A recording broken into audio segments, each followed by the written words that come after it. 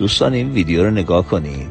این ویدیو نه آمریکاه، نه کاناداه، نه استرالیاست، نه انگلیسه، نه فرانسه است، نه هلنده، نه فنلانده، نه اسپانیا، نه اروپا. این کشور ما ایرانه. این میدون شهیاد ایرانه.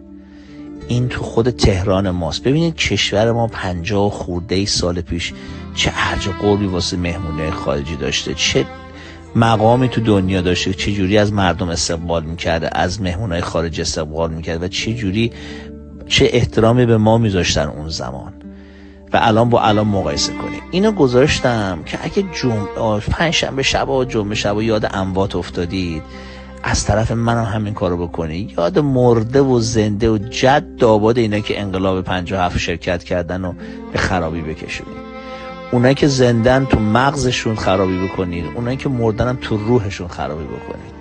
اصلا هم بلا نسبت نداره که ای بابا حالا فلانه، حالا بیساره، هر کی بود جمیعاً به قول اینا ولا تفرقو.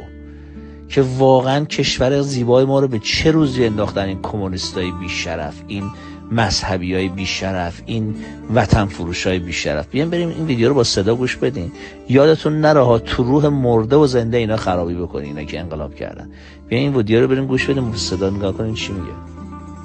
به میدان شهیاد آریامه تشریف فرما خواهند شد.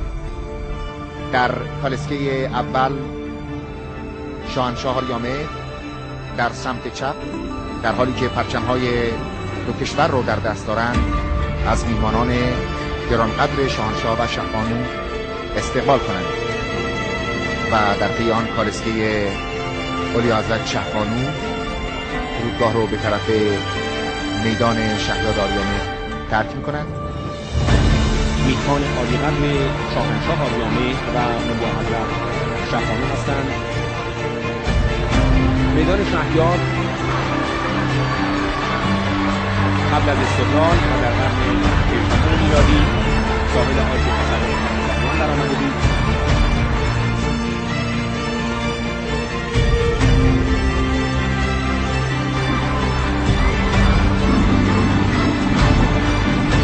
جانب شاهنشاه آریامه و